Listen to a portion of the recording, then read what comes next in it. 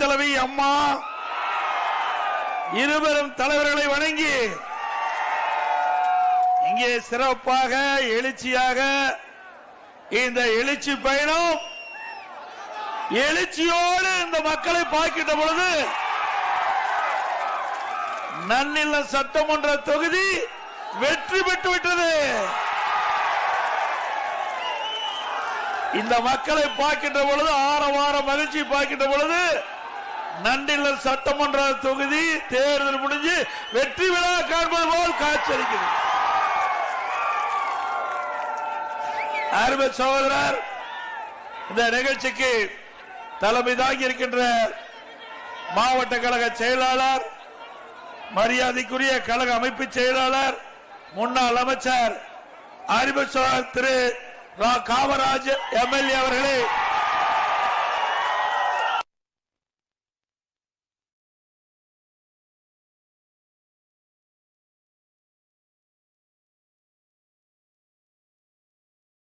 இளவரசன் அவர்களே, திரு மணிகண்டன் அவர்களே, பாரதிய ஜனதா கட்சியுடைய மாவட்ட தலைவர் திரு வி கே செல்வம் அவர்களே, தமிழ் மாநில காங்கிரஸ் கட்சியை சேர்ந்த திரு குடவாசல் எஸ் தினகரன் அவர்களே, தமிழ் மாநில காங்கிரஸ் கட்சியை சேர்ந்த வடக்கு மாவட்ட தலைவர் திரு ஏ முரளிதரன் அவர்களே, ஐஜேகே மாவட்ட தலைவர் அறிவிச்சார் திரு எஸ் பன்னீர்செல்வம் அவர்களே, மற்றும் ஒன்றிய கழக செயலாளர் திரு ராம குணசேகரன் அவர்களே, திரு சிபிஜி அன்பழகன் அவர்களே, மற்றும் பி எஸ் பாப்பா சுப்பிரமணியன் முன்னாள் எம்எல்ஏ அவர்களே, திரு எஸ் ராஜேந்திரன் அவர்களே, திரு கே சங்கர் அவர்களே, திரு பா இளவரசன் அவர்களே, பேரூராட்சி செயலாளர்கள் திரு ஆர் பக்கிரிசாமி அவர்களே, திரு பி சுந்தரமூர்த்தி அவர்களே, திரு எஸ் குணசேகரன் அவர்களே, திரு கே ஜி சுவாமிநாதன் அவர்களே, மற்றும் சார்மணி பொறுப்பாளர் திரு எஸ் சம்பத் அவர்களே, பொதுக்குழு உறுப்பினர் திருமதி ராணி துரைராஜ் அவர்களே, முன்னாள் தலைவர் திரு சுவாமி எஸ் கோபால் அவர்களே,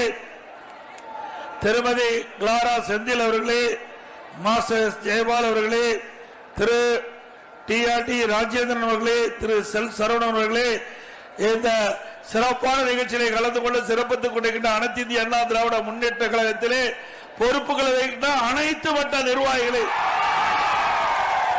கூட்டணி கட்சி சேர்ந்த நிர்வாகிகளே, தொண்டர்களே, கழக உடன்பிறப்புகளே, விவசாயிகளே, விவசாய தொழிலாளிகளே, பெரியவர்களே, தாய்மார்களே, மகளை சேர்ந்த சகோதரிகளே, இளைஞர் பட்டாளங்களே, பத்திரிகையாளர்கள், ஊடகங்களே, அனைவருக்கும் என்னுடைய முதற்கண் வணக்கம். இந்த மாவட்டம் ஒரு செழிப்பான மாவட்டம், விவசாய நிறைந்த மாவட்டம். இந்த மண் புனிதமான மண்.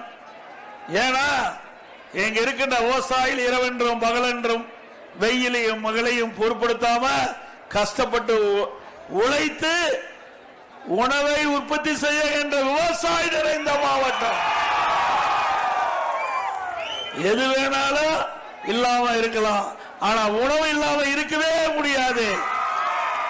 அது உணவை வழங்கக்கூடிய உற்பத்தி செய்யக்கூடிய விவசாய பெருமக்கள் நிறைந்த மாவட்டம் திருவாரூர் மாவட்டம். இந்த மாவட்டத்தில் வாழ்வதும் பெருமை, இருப்பதும் பெருமை. அப்படி பெருமைக்குரிய மக்களை பார்ப்பது மிகுந்த மகிழ்ச்சி. இன்றைய தினம் ஸ்டாலின் பேசுகிறார், திராவிட முன்னேற்ற கழக கூட்டணி 200 இடங்களில் வெற்றி பெற்றுவிடும் என்று ஒரு கற்பனையான கனவு உலகத்திலே மிதந்து கொண்டிருக்கின்றார். திரு ஸ்டாலின் அவர்களே, நன்னிலம் பேரூராட்சியில் வந்து பார்வையிடுங்கள். பார்த்துக்கிட்டு இருப்பீங்க, எப்படியா இருந்தாலும் தொலைக்காட்சியில் நேரலையில போயிட்டு இருக்குது. இங்க இருக்கின்ற எழுச்சி குரல் திரு ஸ்டாலின் செவியிலே விழுகின்றது. அண்ணா திமுக கூட்டணி 210 இடங்களில் வெல்லும், 210 இடங்களில் வெல்லும். உதயநிதிட்ட பேட்டி வாங்குறாங்க, எடப்பாடி பழனிசாமி 210 தொகுதிகளை வெல்லுங்கிறாரு, உங்களுடைய பதில் என்னங்கிறாங்க, சொல்ல முடியல. ஏன்னா மக்களுடைய செல்வாக்கு இருந்த கட்சி திமுக கட்சி. செல்வாக்கு இருந்திருக்கின்ற காரணத்தினாலதான் இன்றைக்கு மக்களிடத்தில் ஏதாவது பொய்களை மூட்டை மூட்டையா அவிழ்த்து விட்டுக்கிட்டு இன்றைக்கு மக்களை குழப்பிக் கொண்டிருக்கின்ற காட்சியை நாம் தினந்தோறும் தொலைக்காட்சியிலே பார்த்துக் கொண்டிருக்கின்றோம். அது மட்டுமல்ல, அந்த கட்சியில உறுப்பினரும் குறைஞ்சு போச்சு. திமுக உறுப்பினரும் குறைஞ்சி போச்சு. அதனால ஓரணியில் தமிழ்நாடு, ஓரணியில் தமிழ்நாடு அப்படின்னு சொல்லிட்டு ஊர் ஊரா வீடு வீடா வந்து உங்களை எல்லாம் சந்திச்சிட்டு இருக்கிறாங்க. ஏமாந்துடாதீங்க. அவள் வருவது திமுக கட்சிக்கு உறுப்பினர் சேர்க்கிறதுக்காக வர்றாங்க. இன்றைய தினம் திமுகவுடைய நில பரிதாபமான நிலைக்கு வந்துட்டது. கதவை தட்டி தட்டி தாயே எங்களிடத்துல எங்க கட்சியில சேர்ந்துக்குங்க அப்படின்னு கெஞ்சுகிற நில திமுக வந்துட்டு திரு ஸ்டாலின், திரு உதயநிதி ஸ்டாலின் ரெண்டு பேரும் திமுகவுக்கு பொறுப்பேற்றதிலிருந்து அந்த கட்சி கொஞ்சம் கொஞ்சமா மெல்ல மெல்ல மெலிந்து நலிவடைந்து இன்றைக்கு மக்களுடைய வீட்டு மக்களுடைய கதவை தட்டி உறுப்பினர் சேர்க்கின்ற அளவுக்கு தாழ்ந்து போன கட்சி திமுக கட்சி. அது மட்டுமல்ல, இன்றைக்கு ஸ்டாலின் பேசுகிறார். இன்றைக்கு உங்களுடன் ஸ்டாலின், உங்களுடன் ஸ்டாலின் ஏதோ ஒரு பேரை வச்சுக்கிறார். இன்றைக்கு இது மாதிரி ஒரு தாளை அடிச்சுட்டு வந்து வீடு வீடா கொடுக்கறாங்க, வீடு வீடா கொடுக்கறாங்க. 2 நாளைக்கு முந்தி அங்க சிதம்பரத்தில் இன்றைய முதலமைச்சர் ஸ்டாலின் அவர்கள் இந்த நிகழ்ச்சியை தொடக்கி வச்சிருக்கிறார். இதில் என்னன்னா 46 கோரிக்கை, உங்களுடைய கோரிக்கைகள், உங்களுடைய பிரச்சனை 46 இருந்தா வர்ற அதிகாரிட்டு சொன்னீங்களா 45 நாள்ல தீர்த்து வரான். அப்படின்னா 4 வருஷம் என்ன பண்ண? 4 வருஷம் மக்கள் பிரச்சனை சந்திச்சு இதுக்கு என்ன ஸ்டாலின் பதில் சொல்றீங்க? ஓட்டு போட்ட மக்கள் 46 பிரச்சனை மக்களுக்கு இருப்பதா ஒத்துக்கிட்டீங்க. இதுல அடிச்சு கொடுத்தது உண்மைதானே? அவர் தானே அடிச்சு கொடுத்திருக்காரு. அப்படின்னா மக்களுக்கு பிரச்சனை இருக்குன்னு தெரிஞ்சுக்கிட்டாருல. அப்புறம் என்ன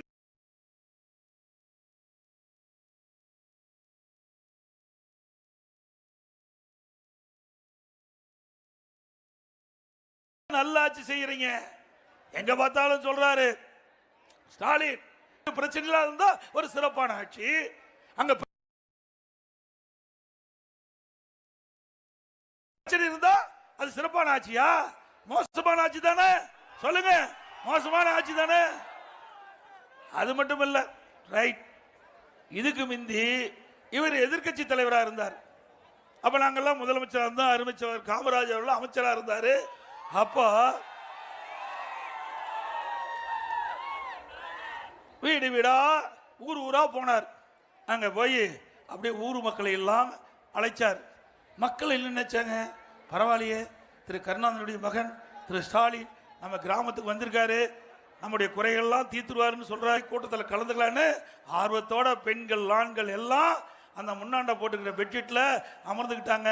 திட்டுல திரு ஸ்டாலின் பாயை போட்டு அமர்ந்துக்கிட்டு, பெரியவர்களே தாய்மார்களே, உங்களுக்கு என்ன கோரிக்கை, என்ன பிரச்சனை, நீங்க அந்த பிரச்சனையெல்லாம் ஒரு மனுவா எழுதி நான் கொண்டு வந்த பெட்டியை வச்சிருக்கிற முன்னாண்ட அந்த பெட்டியில போடுங்க. அந்த பெட்டி பூட்டி சீலு வச்சு பத்திரமா என் வீட்டுக்கு எடுத்துட்டு போய் வச்சுக்கிறேன். ஆட்சி வந்த உடனே அந்த சீலை உடைச்சி பூட்டை திறந்து நீங்க போட்ட மனுவை எடுத்து படிச்சு பார்த்து தீர்வு காணுன்னு சொன்னீங்க. அப்ப எதுக்கு இந்த நோட்டீஸ்?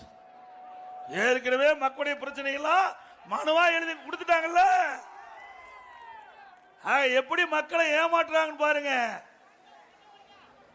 ஒரு படத்துல சதுரங்க வேட்டைன்னு நினைக்கிறேன் அந்த படத்து பேர். ஒருவரை ஏமாற்ற வேண்டும் என்றால் ஆசையை தூண்ட வேண்டும். அப்படி மக்களை ஏமாற்றுவதற்காக இப்படிப்பட்ட கோரிக்கை அடங்கிய மனுவை மக்களிடத்தில் கொடுத்து ஏமாற்ற ஸ்டாலின் மாடல் அரசு திட்டமிட்டு திரு ஸ்டாலினுடைய பார்வையில் இதெல்லாம் வெளியிட்டு இருக்கிறாங்க. மக்கள் உஷாரா இருங்க. ஒருமுறை ஏமாந்துட்டீங்க, நீ ஏமாறாதீங்க. சிந்திச்சு பாருங்க, அதிமுக அரசு என்னென்ன நன்மை உங்களுக்கு செஞ்சிருக்குது. இதே திரு ஸ்டாலின் அவர்கள் துணை முதலமைச்சர் இருந்தார், திரு கருணாநிதி அவர்கள் முதலமைச்சர் இருந்தாங்க. அப்ப தொழில்துறை மந்திரியா இருந்தார் திரு ஸ்டாலின். அப்ப மீத்தேன் ஈத்தேன் புரிந்துணர்வு ஒப்பந்தம் திரு ஸ்டாலின் முன்னிலையில் போட்டாங்க. உங்களுடைய நிலத்தை எல்லாம் பறிப்பதற்கு திரு ஸ்டாலினுடைய அரசாங்கம், திரு கருணாநிதியுடைய அரசாங்கம், திரு ஸ்டாலின் தொழில்துறை மந்திரியா இருக்கும் போது புரிந்துணர்வு ஒப்பந்தம் போட்டது திரு ஸ்டாலின். உங்களுடைய நிலத்தை பிடுங்குவதற்காக திட்டம் போட்டவர் இன்றைய முதலமைச்சர் திரு ஸ்டாலின் அவர்கள். அதே நேரத்தில் உங்களுடைய நிலம் பறிபோய்விடுது என்று கருதியவுடன் அறிவித்தார் திரு காமராஜ் அவர்கள்.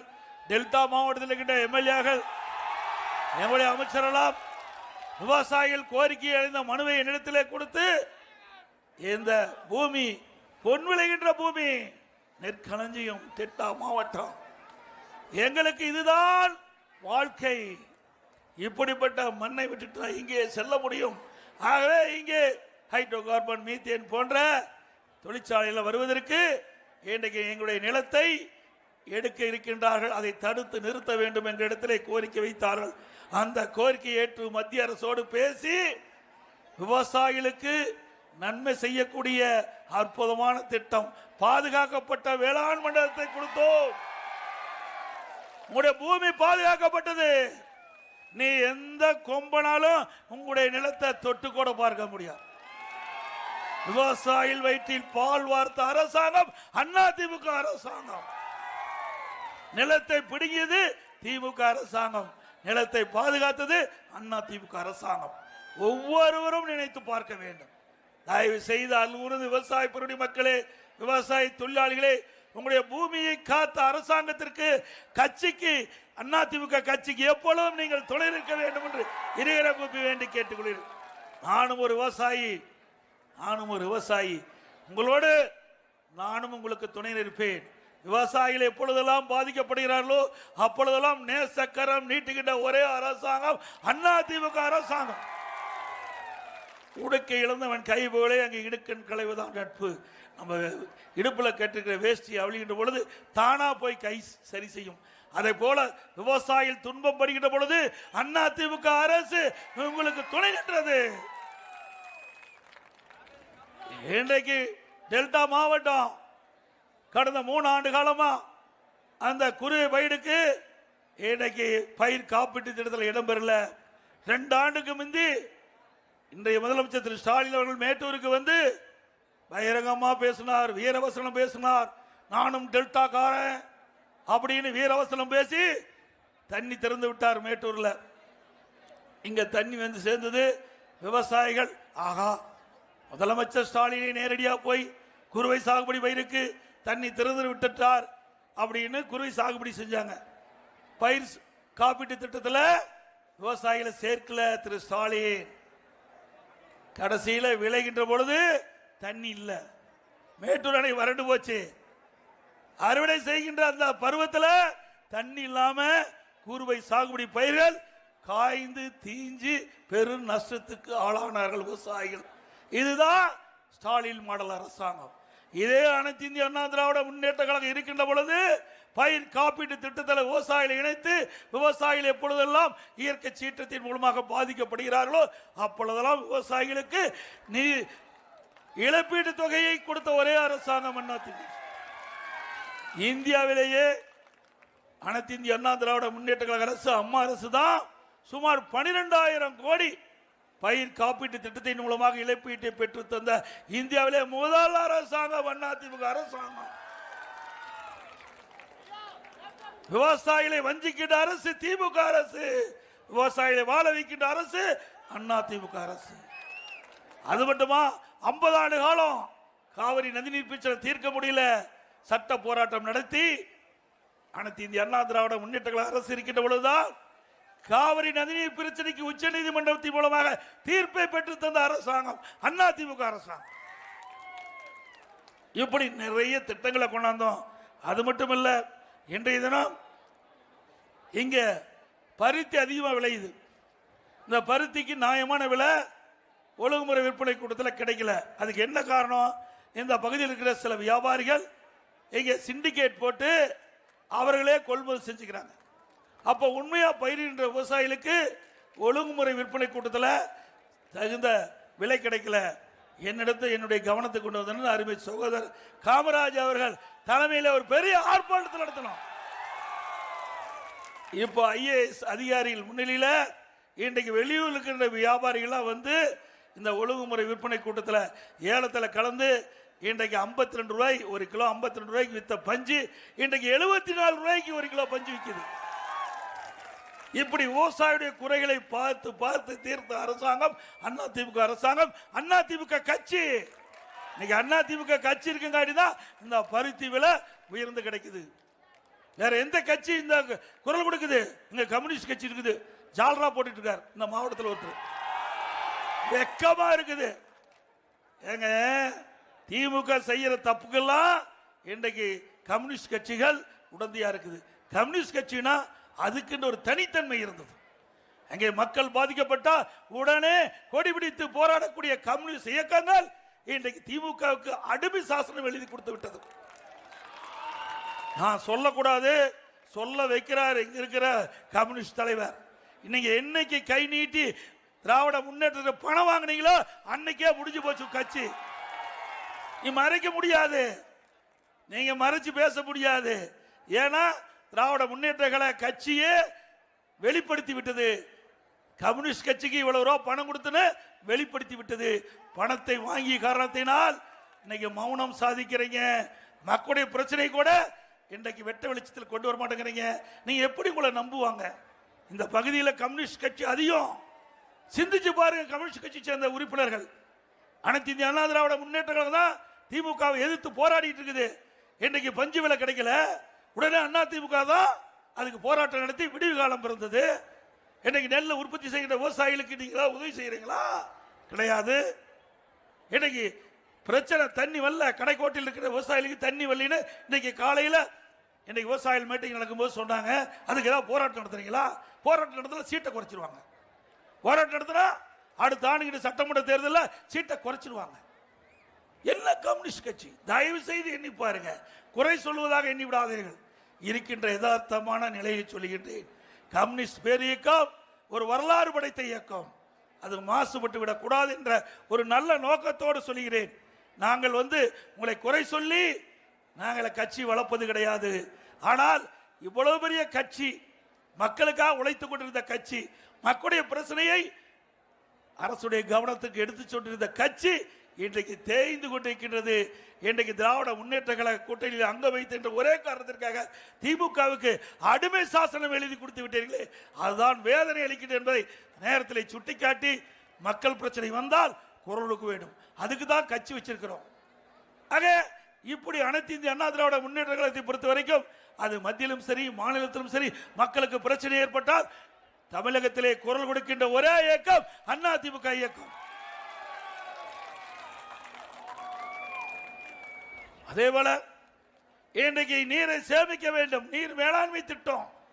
இது டெல்டா மாவட்டம், வறட்சியா இருக்கிற பகுதிக்கு வறட்சி காலத்தில் நீர் விவசாயிக்கு தேவை. நிலத்தடி நீர் உயர்த்த வேண்டும். குடிமராமத்து திட்டம் அதிமுக ஆட்சியில் கொண்டாந்தோம். பொதுப்பணித்துறைக்கு 14,000 ஏரிகள், அதில் 6,000 ஏரிகள் நாங்கள் தூர்வாரணும். முழுக்க முழுக்க விவசாயி